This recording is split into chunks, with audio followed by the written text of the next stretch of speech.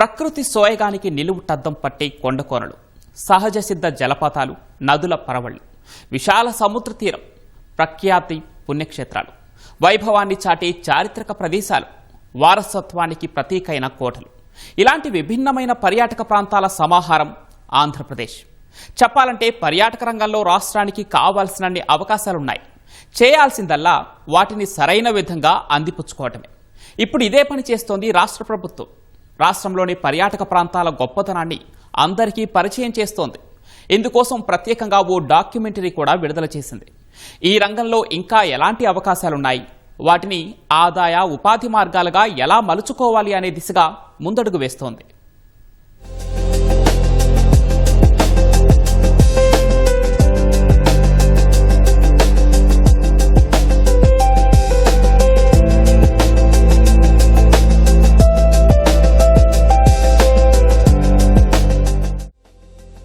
ఉన్న అవకాశాలను అందిపుచ్చుకోవడం, కొత్త అవకాశాలు సృష్టించుకోవడం, అభివృద్ధి వైపు అడుగులు వేయడం రాష్ట్రంలో కూటమి ప్రభుత్వం అనుసరిస్తున్న వైఖరి ఇది. రాష్ట్రానికి సహజంగా ఉన్న అనుకూలతల్ని ఆదాయ వనరులుగా మార్చుకోవడంపై పూర్తి స్థాయిలో దృష్టి సారించింది. ఇందులో అతి ముఖ్యమైనది పర్యాటక రంగం. పెట్టుబడుల ఆకర్షణ, కొత్త ప్రాంతాలకు ప్రాచుర్యం, మౌలిక వసతుల కల్పన ద్వారా పర్యాటక శాఖ ముందుకు సాగుతోంది. ప్రాంతాల వారీగా ప్రత్యేకంగా పండుగలు, కార్యక్రమాలు నిర్వహిస్తూ దేశ విదేశీ పర్యాటకులను ఆకట్టుకునేలా ప్రణాళికలు సిద్ధం చేస్తోంది. ఏపీ బ్రాండ్ ను ప్రపంచానికి పరిచయం చేయాలంటే పర్యాటకాన్ని ఓ మార్గంగా భావిస్తోంది ప్రభుత్వం. ఆదాయ వనరులుగా మార్చుకోవడమే కాకుండా స్థానిక యువతకు పెద్ద ఎత్తున ఉపాధి అవకాశాలను కల్పించాలన్న లక్ష్యంతో ఈ రంగానికి అత్యంత ప్రాధాన్యతనిస్తోంది.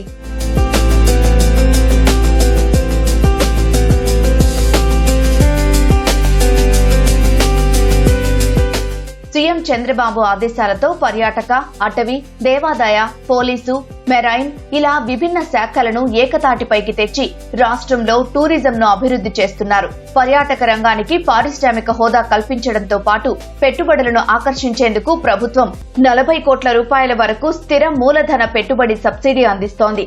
100% చొప్పున స్టాంప్ డ్యూటీ రియంబర్స్మెంట్, భూ వినియోగ మార్పిడి రుసుము మినహాయింపు, పారిశ్రామిక టారిఫ్ ప్రకారం 7 నుంచి 15 ఏళ్ల పాటు విద్యుత్ ఖర్చు రియంబర్స్మెంట్, 100% SGST రియంబర్స్మెంట్, 3 ఏళ్ల పాటు ఈపీఎఫ్, ఈఎస్ఐలో 50 నుంచి 100% రియంబర్స్మెంట్, మెగా, అల్ట్రా మెగా ప్రాజెక్టుల కోసం ప్రత్యేక రాయితీలు ఇస్తున్నారు. ప్రైవేటు పెట్టుబడులను ఆకర్షించడానికి హిక్సా Arabian travel market, ITB Berlin, world travel mart వంటి అంతర్జాతీయ రోడ్ షోలతో పాటు ఢిల్లీ, హైదరాబాద్ లో జరిగిన ట్రావెల్ టూరిజం ఫెయిర్ జాతీయ సదస్సులలో ఏపీ పాల్గొంది.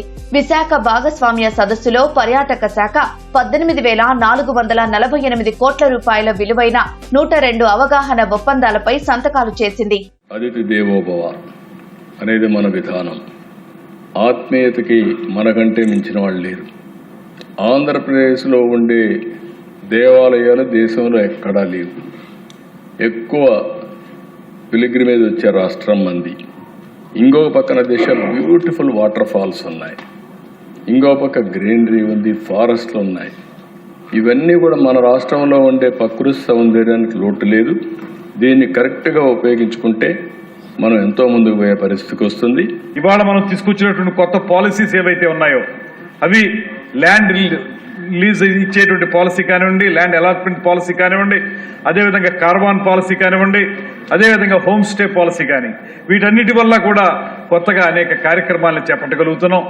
ఇంతకుముందు మిత్రులందరూ చెప్పినట్లుగా, గౌరవ సభ్యులు చెప్పినట్లుగా మనకి నిధుల యొక్క పరిమితి కొద్దిగా ఉన్నప్పటికీ కూడా ప్రైవేట్ రంగంలోంచి పెట్టుబడులను ఆకర్షించి తద్వారా పబ్లిక్ ప్రైవేట్ పార్ట్నర్షిప్ కార్యక్రమంగా అనేక హోటళ్లను తీసుకొచ్చి దాంతోపాటు టూరిజం యాక్టివిటీస్ కూడా డెవలప్ చేసే విషయంలో మాత్రం ఆంధ్రప్రదేశ్ ముందంజలో ఉంది.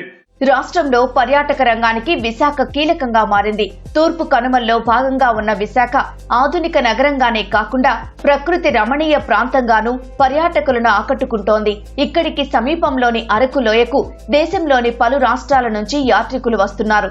ఇటీవల నిర్వహించిన విశాఖ ఫెస్టివల్, అరకు ఫెస్టివల్ ఈ ప్రాంత పర్యాటక అందాలను ప్రపంచానికి చాటి చెప్పాయి. బొర్రా గుహలు కూడా ప్రత్యేక ఆకర్షణగా నిలుస్తున్నాయి. విశాఖలో ఆసియాలోనే మొట్టమొదటి సబ్మెరైన్ మ్యూజియం ఉంది. ఈ మధ్య అక్కడ టియు యుద్ధ విమానాన్ని మ్యూజియంగా మలిచారు.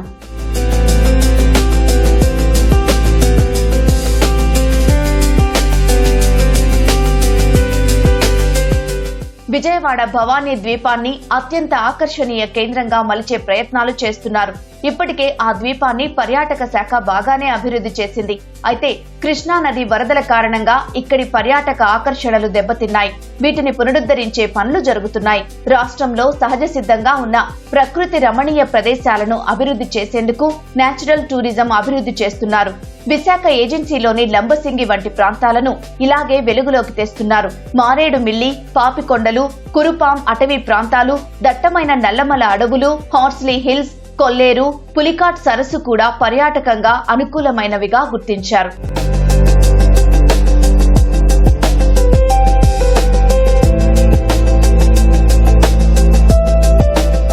వైద్య రంగంలో కార్పొరేట్ ఆసుపత్రులు, వైద్య ఉపకరణాల తయారీ, నేచురోపతి రిసార్టులు, ప్రకృతి ఆశ్రమాల ద్వారా మెడికల్ టూరిజంను అభివృద్ధి చేస్తున్నారు. హెరిటేజ్ టూరిజానికి రాష్ట్రంలో ఎక్కువగా అవకాశాలున్నాయి. రాష్ట్రంలో 30 వరకు బౌద్ధ క్షేత్రాలున్నాయి. దీనికి సంబంధించి చాలా ముఖ్యమైన స్థలాలు కూడా ఉన్నాయి. బౌద్ధ క్షేత్రమైన అమరావతి పేరుతోనే రాజధాని ఏర్పాటైంది. రాజధాని కూడా అమరావతి క్షేత్రానికి సమీపంలోనే వచ్చింది.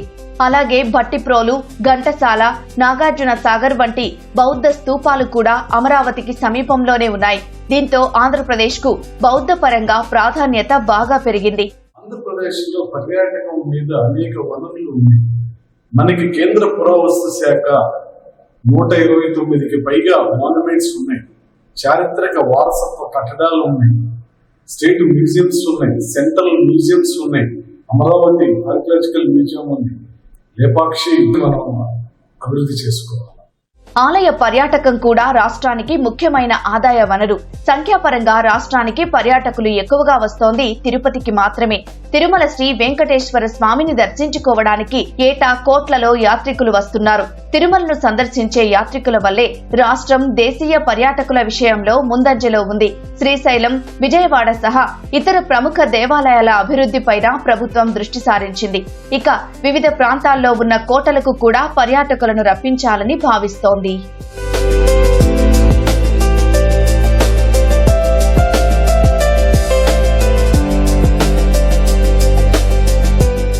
ఆంధ్రప్రదేశ్ అనేక సంస్కృతి సంప్రదాయాలకు నిలయం. దీని ఖ్యాతిని చాటేలా కల్చరల్ టూరిజంను అభివృద్ధి చేస్తున్నారు. ఇక్కడి పల్లెసీమల సౌందర్యాన్ని బయట వారికి తెలియచేయడంతో పాటు గ్రామాల గొప్పతనాన్ని భావితరాలకు చాటాలన్నది ఉద్దేశం. ఆంధ్రప్రదేశ్లోని వివిధ ప్రాంతాలు విభిన్నమైన వంటకాలకు ప్రసిద్ధి. గుంటూరు గోంగూర పచ్చడి నుంచి రాయలసీమ రాగి సంగటి వరకు అన్నింటికీ ప్రాముఖ్యం కల్పించాలని ప్రభుత్వం భావిస్తోంది. ఇక విభిన్నమైన హస్తకళలు, చేతి వృత్తులకు ప్రచారం కల్పించి పర్యాటకులను రప్పించనున్నారు. 24 తర్వాత మరలా తిరిగి ముఖ్యమంత్రిగా చంద్రబాబు నాయుడు వచ్చిన తర్వాత ఆయనకి టూరిజం మీద అపారమైన మక్కువ, ప్రేమ. కారణం టూరిజం అభివృద్ధి చేయటం అంటే ప్రజలకు కావాల్సిన ఆనందాన్ని, సంతోషాన్ని ఇవ్వడంతో పాటు ఎంప్లాయ్మెంట్ జనరేట్ చేయొచ్చు, స్టేట్ ఇన్కమ్ని జనరేట్ చేయొచ్చు. ఇక్కడ ఎంప్లాయ్మెంట్ అండ్ స్టేట్కి ఇన్కమ్ జనరేట్ అవుతుంది సైమల్టేనియస్గా. సో ప్రజలకు కావాల్సినటువంటి ఎంప్లాయ్మెంట్ ఇస్తూనే రాష్ట్ర ఆదాయం పెంచుకుంటూనే ప్రజలకు మరొక వైపు ఆనందాన్ని కలుగు. ఇది ఆయన ఆలోచన. ప్రసాద్, స్వదేశ్ దర్శన్ పథకాల కింద వివిధ దేవాలయాలు, దర్శనీయ స్థలాల అభివృద్ధికి చేపట్టిన ప్రాజెక్టులను 2026 మే నాటికి సిద్ధం చేయాలని రాష్ట్ర ప్రభుత్వం లక్ష్యంగా నిర్దేశించుకుంది. దీనికి సంబంధించి మరో 663 కోట్ల రూపాయలతో కేంద్రానికి ప్రతిపాదనలు పంపించారు. హౌస్ బోట్లు, హెలీ టూరిజంతో పాటు ఉడాన్ పథకం కింద సీప్లేన్ వంటి అత్యాధునిక పర్యాటక ఆకర్షణలు తెచ్చేలా చర్యలు చేపట్టారు.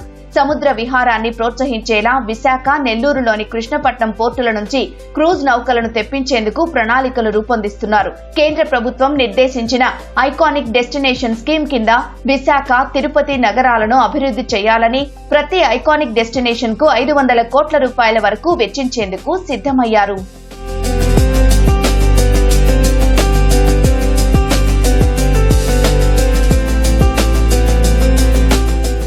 గతేడాది రాష్ట్రంలో పర్యాటక ప్రాంతాలకు 30.92 కోట్ల ఫుట్ఫాల్ నమోదు కాగా ఈ ఏడాది అందులో 20% మేర వృద్ధికి అవకాశాలు ఉన్నాయని పర్యాటక శాఖ వర్గాలు చెబుతున్నాయి. రాష్ట్రంలో పెరుగుతున్న పర్యాటకుల సంఖ్యకు అనుగుణంగా హోటల్ గదులను పెంచడం, హోమ్ స్టేల అందుబాటుపైన ప్రభుత్వం దృష్టి సారించింది. విశాఖలో జరిగిన CII సమ్మిట్ లో పర్యాటక రంగంలో పెట్టుబడులకు సంబంధించి కీలక ఒప్పందాలు జరిగాయి. వీటన్నింటినీ త్వరగా పట్టాలెక్కించేలా ప్రభుత్వం చర్యలు చేపడుతోంది. సూర్యలంక, అరకు, చింతపల్లి, ముంచింగిపుట్టు, గాంధీవనం, మారేడుమిల్లి తదితర ప్రాంతాలతో పాటు కనీసం 10 నుంచి 15 ప్రాంతాల్లో కారవాన్ పార్కులను ఏర్పాటు చేస్తున్నారు.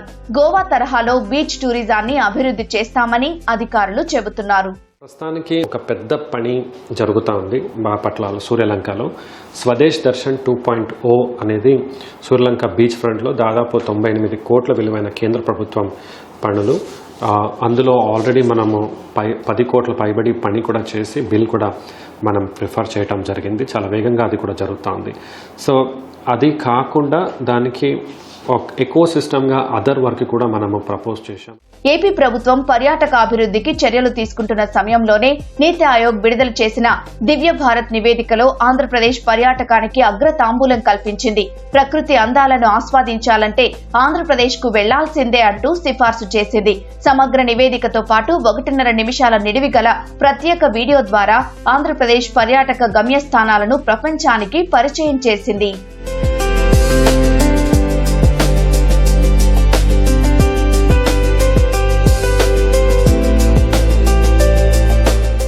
పర్యాటకానికి రాష్ట్ర ప్రభుత్వం ఇస్తున్న ప్రాధాన్యత నేపథ్యంలో రాబోయే రోజుల్లో ఆంధ్రప్రదేశ్ ఈ రంగంలో అగ్రగామిగా నిలవడం, ఆదాయానికి వెన్నుదన్నుగా నిలవడంతో ఉపాధికి కేంద్రంగా మారే అవకాశాలు గణనీయంగా కనిపిస్తున్నాయి.